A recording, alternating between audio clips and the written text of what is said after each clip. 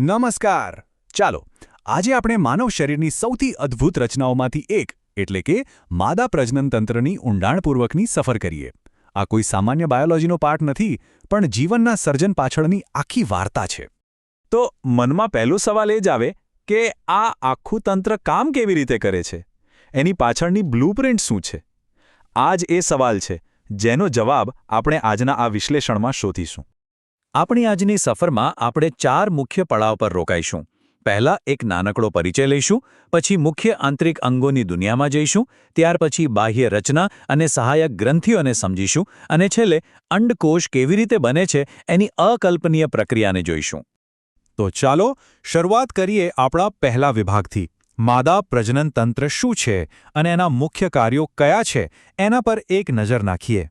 શરીરના નિતંબ પ્રદેશમાં આવેલું આ તંત્ર સાચું કહું તો જીવનના સર્જન માટેનું એક પાવર હાઉસ છે. એના મુખ્ય કામોમાં અંડકોષ બનાવવો, પછી અંડપાત દ્વારા એને મુક્ત કરવો, ફલન માટે યોગ્ય વાતાવરણ પૂરું પાડવું અને પછી ગર્ભાવસ્થા અને બાળજન્મને ટેકો આપવો, આ બધું જ સામેલ છે. દરેક કાર્ય પોતે જ એક ચમત્કારથી ઓછું નથી. ચાલો હવે આપણે આ તંત્રના એકદમ કેન્દ્રમાં જઈએ. એના મુખ્ય આંતરિક અંગોને આપણે એક પછી એક સ્ક્રીન પર બનતા જોઈશું. આ બધા અંગો કેવી રીતે એકબીજા સાથે મળીને કામ કરે છે એ જોવું ખરેખર રસપ્રદ છે. આપણી આંતરિક સફરના કેન્દ્રમાં છે અંડપિંડ. બદામ આકારની આ ગ્રંથિઓ જોડીમાં હોય છે અને તે માદાના પ્રાથમિક જાતીય અંગો છે. જીવનના બીજ એટલે કે અંડકોષ અહીં જ બને છે. અંડપિંડ ખરેખર એક મલ્ટીટાસ્કર છે. એ માત્ર દર મહિને એક અંડકોષ જ નથી બનાવતું, પણ સ્ટીરોઇડ અંતઃસ્ત્રાવોનો પણ સ્ત્રાવ કરે છે. આ એ જ હોર્મોન્સ છે જે આખા પ્રજનન ચક્રનું નિયમન કરે છે અને શરીરને આગળના તબક્કા માટે તૈયાર કરે છે.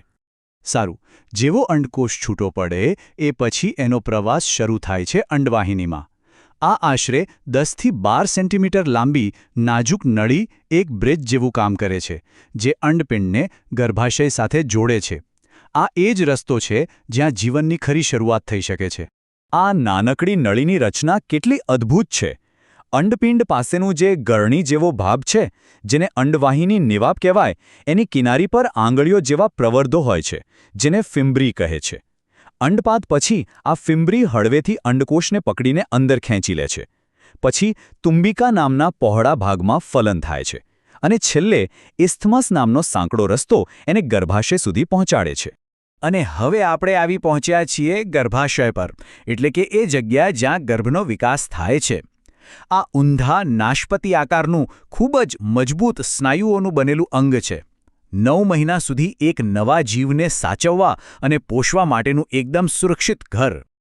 ચાલો ત્યારે હવે જરા ગર્ભાશયની અંદર ઝૂમ ઇન કરીએ અને એની દિવાલની રચનાને સમજીએ. એ 3 અલગ અલગ સ્તરોની બનેલી છે અને દરેકનું કામ એકદમ ખાસ છે. સૌથી બહારનું સ્તર છે પેરાઇમેટ્રિયમ. આ એક પાતળું રક્ષણાત્મક કવચ છે જે ગર્ભાશયને સાચવીને રાખે છે. પછી આવે છે મધ્યમ સ્તર, માયોમેટ્રિયમ. આ આખા અંગનો પાવર હાઉસ છે. સરળ સ્નાયુઓનું આ જાડું સ્તર બાળ જન્મ વખતે એટલું શક્તિશાળી સંકોચન પેદા કરે છે જે પ્રસવ માટે ખૂબ જ જરૂરી છે. અને સૌથી અંદરનું અને સૌથી ગતિશીલ સ્તર છે એન્ડોમેટ્રિયમ. આ ગ્રંથિમય સ્તર માસિક ચક્ર દરમિયાન સતત બદલાતું રહે છે. એ ફલિત અંડકોષના સ્થાપન માટે પોતાને તૈયાર કરે છે. ગર્ભનું પહેલું ઘર આ જ બને છે.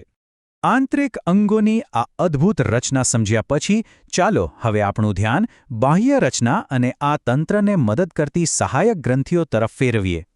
બાહ્ય જનનાંગોમાં મોન્સ પ્યુબિસ, મુખ્ય અને ગૌણ ભગોષ્ઠ, યોનિપટલ અને ભગ્ન શિશ્નિકા જેવી રચનાઓ આવે છે. આ બધા અંગો સાથે મળીને રક્ષણાત્મક અને સંવેદનાત્મક ભૂમિકા ભજવે છે. પ્રજનનતંત્રની એક ખૂબ જ મહત્વપૂર્ણ સહાયક રચના છે સ્તનગ્રંથિ. બધા જ માદા સસ્તનોમાં આ જોવા મળે છે. એ નવજાત શિશુને પોષણ આપવા માટે દૂધનું ઉત્પાદન કરે છે. કુદરતની એક સુંદર વ્યવસ્થા છે, ખરું ને? અત્યાર સુધી આપણે જે અંડકોષની આટલી બધી વાત કરી, એનું નિર્માણ થાય છે કેવી રીતે? ચાલો હવે માઇક્રોસ્કોપિક સ્તરે જઈએ અને અંડકોષ જનન નામની આ જટિલ અને ખૂબ જ રસપ્રદ પ્રક્રિયાને સમજીએ. અહીં એક આશ્ચર્યજનક આંકડો છે. જન્મ સમયે માદાના અંડપિંડમાં લાખો અપરિપક્વ જનન કોષો હોય છે, પણ તરુણાવસ્થા સુધી પહોંચતા પહોંચતા એમાંથી માત્ર 60,000થી 80,000 પ્રાથમિક પુટિકાઓ જ બચે છે. વિચાર કરો, આ કેવી અનોખી પ્રક્રિયા હશે? તો અંડકોષ જનન એટલે શું? સરળ શબ્દોમાં એ અપરિપક્વ જનન માતૃકોષમાંથી એક પરિપક્વ માદાજન્યુ એટલે કે અંડકોષ બનાવવાની પ્રક્રિયા છે. અને સૌથી રસપ્રદ વાત તો એ છે કે આ પ્રક્રિયાની શરૂઆત જન્મ પહેલાં ગર્ભીય અવસ્થામાં જ થઈ જાય છે. ચાલો આ પ્રક્રિયાને સ્ટેપ બાય સ્ટેપ જોઈએ. ગર્ભના અંડપિંડમાં જનન માતૃકોષથી શરૂઆત થાય છે, જે વિભાજન પામીને પ્રાથમિક પૂર્વ અંડકોષ બને છે. આ કોષ કવચથી ઘેરાઈને પ્રાથમિક પુટિકા બનાવે છે, જે ધીમે ધીમે દ્વિતીય અને પછી પ્રવાહીથી ભરેલી તૃતીય પુટિકામાં ફેરવાય છે. છેવટે અર્ધીકરણ 1 પૂર્ણ થતાં એક મોટો દ્વિતીય પૂર્વ અંડકોષ બને છે, જે ફલન માટે તૈયાર હોય છે. અને આ આખી લાંબી પ્રક્રિયાનો ક્લાઇમેક્સ એ છે અંડપાત.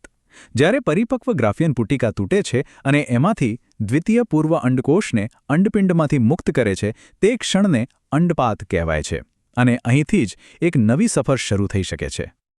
તો આ સાથે માદા પ્રજનન તંત્રની આપણી આ સફર અહીં પૂરી થાય છે. પણ જતા પહેલા એક વિચારવા જેવો પ્રશ્ન. આપણે અંડકોષ બનવાની આ જટિલ અને ચક્રીય પ્રક્રિયા જોઈ. આ પ્રક્રિયા શુક્રકોષ જનન એટલે કે શુક્રકોષોના સતત ઉત્પાદનની પ્રક્રિયાથી કેવી રીતે અલગ પડે છે? આ બંને પ્રક્રિયાઓ વચ્ચેનો મૂળભૂત તફાવત આપણને માનવ પ્રજનન વિશે શું શીખવી જાય છે? આના પર જરૂર વિચારજો.